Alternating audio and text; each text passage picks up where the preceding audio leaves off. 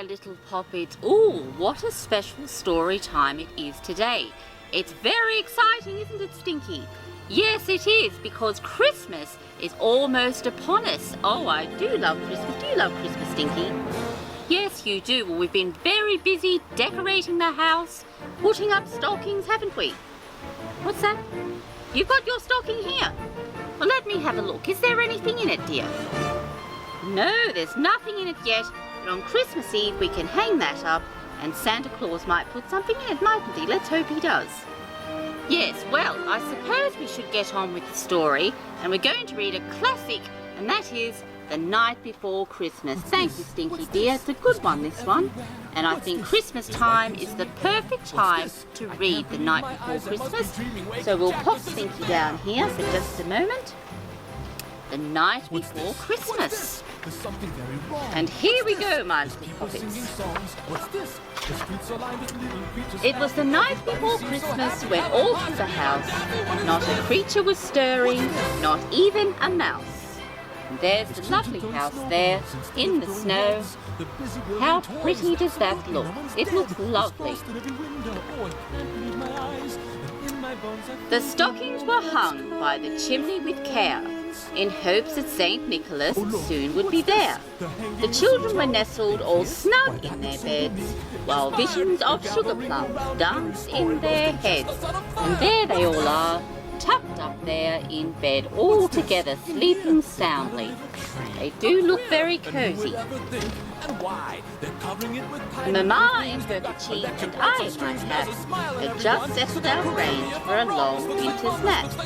And there they are, Mum and Dad, tucked up tight, ready to go to sleep, because Father Christmas won't come until you fall asleep. You've got to go to sleep, and sometimes it's hard when you're very excited. I know Stinky gets very excited. When out on the lawn there arose such a clatter, I sprung from the bed to see what was the matter. Away to the window I flew like a flash, tore open the shutters and threw up the sash. And there's Dad, jumped out of bed because he heard a noise outside. There he is there, off looking out of the window.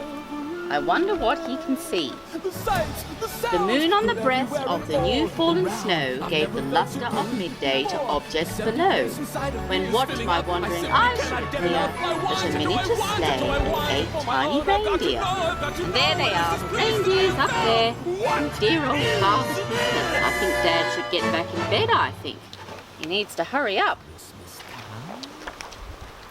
With the little old driver so lively and quick, I knew in a moment it must be Saint Nick.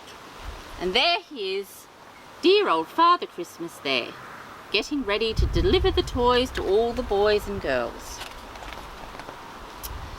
More rapid than eagles his coursers they came, and he whistled and shouted and called them by name. Now Dasher, now Dancer, now Prancer and Vixen, on Comet, on Cupid, on Donner and Blitzen. All the reindeers there together. Lots and lots of them. They must be very tired after their journey on Christmas Eve, I think. And there's another picture of them there with the moon behind them. Doesn't that look lovely? I think it does.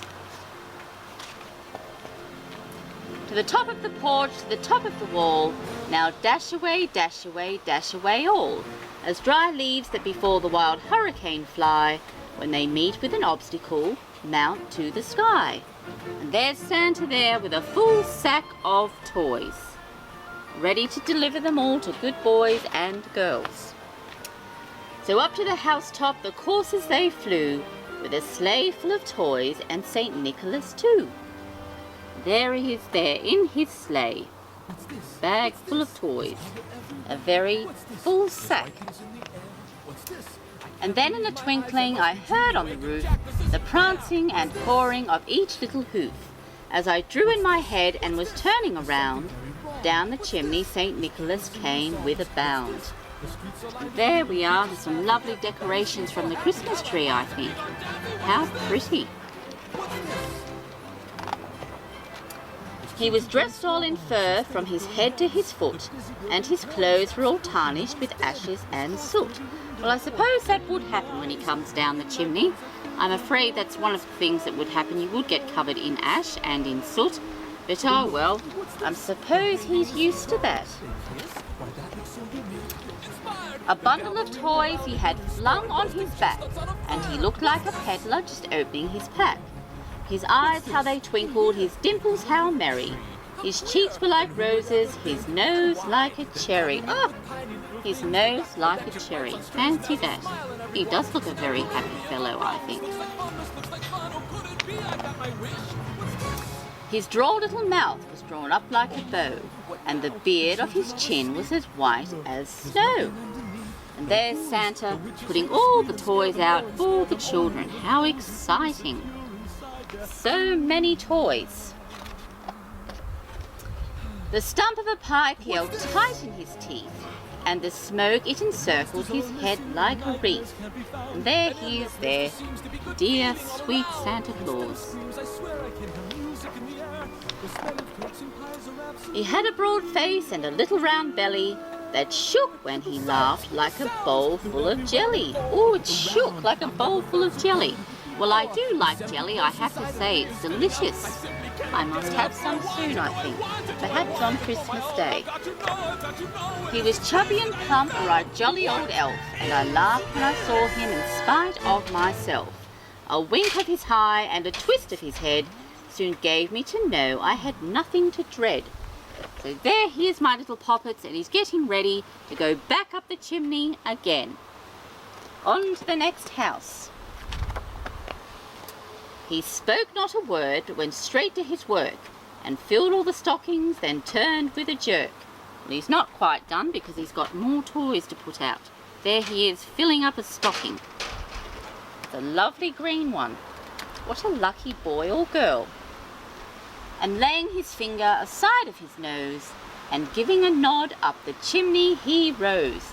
And there he is, going up the chimney with all the lovely, sparkly, magic dust there, which I suppose helps him to get up the chimney. He sprung to his sleigh, to his team gave a whistle, and away they all flew like the down of a thistle. But I heard him exclaim as he drove out of sight, and there he is, back in the sleigh.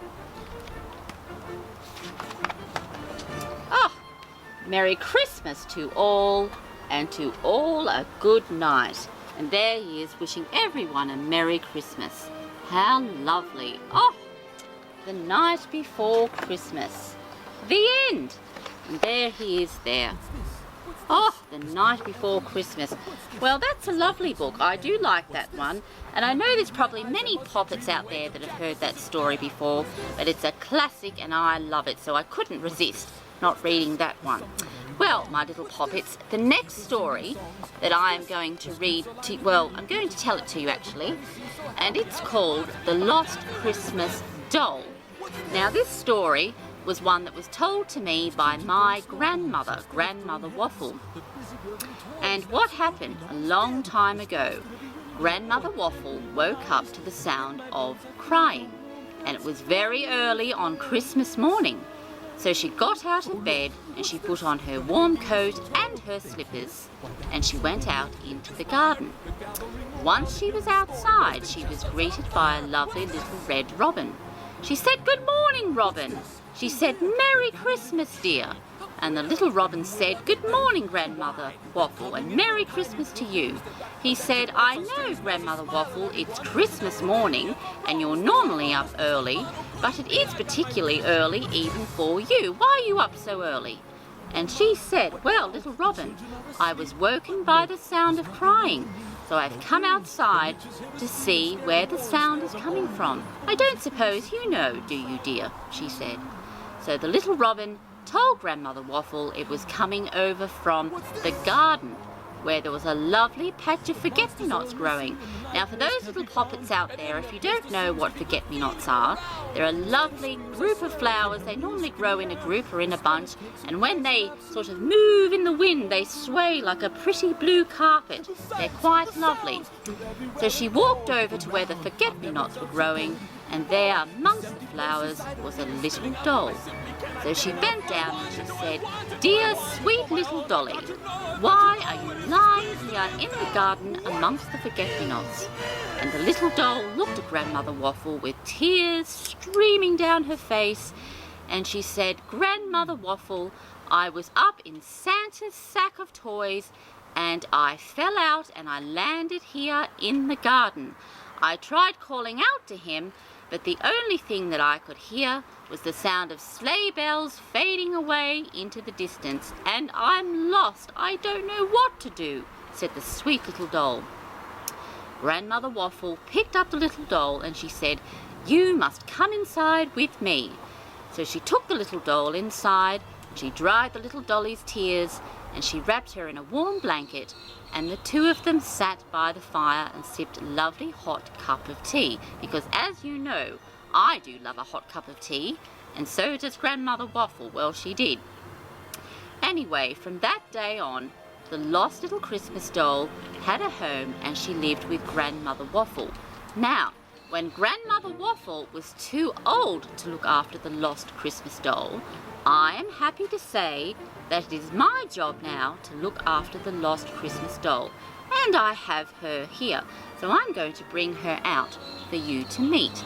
Now, when the little doll fell from Father Christmas's sleigh, this is the box that it was in. Now, I don't know if you can see, but there's dirt all over the box. It is the original box, and that was tossed in the garden. Now, if I open it up, inside is the little lost Christmas doll. Now, we'll move that out of the way so you can get a proper look at her. And there she is. Isn't she lovely? Poor lost little Christmas doll. Now, the reason she has a bandage around her middle is because when she fell out of the sleigh, she got torn, I'm afraid. So Grandmother Waffle poked in her stuffing and wrapped a clean bandage around the little doll's middle, and it made her feel much better. Isn't she sweet? What's that, my dear? You like Christmas time? Yes, I know you do, because you're a very special Christmas doll, aren't you? Yes, you are. Yes. Oh, I love you too, dear. Yes, we're the best of friends, aren't we? Yes, we are. Well, there she is, my little poppets, the lost Christmas doll, and that is a true story. Well, I'm going to have a word with Stinky now. We'll pop the lost Christmas doll here. Stinky does like that story. It's a favourite one of his, and he's quite good friends with the lost Christmas doll, aren't you, Stinky? Yes, you are. Well, my little poppets, before I forget, one last thing.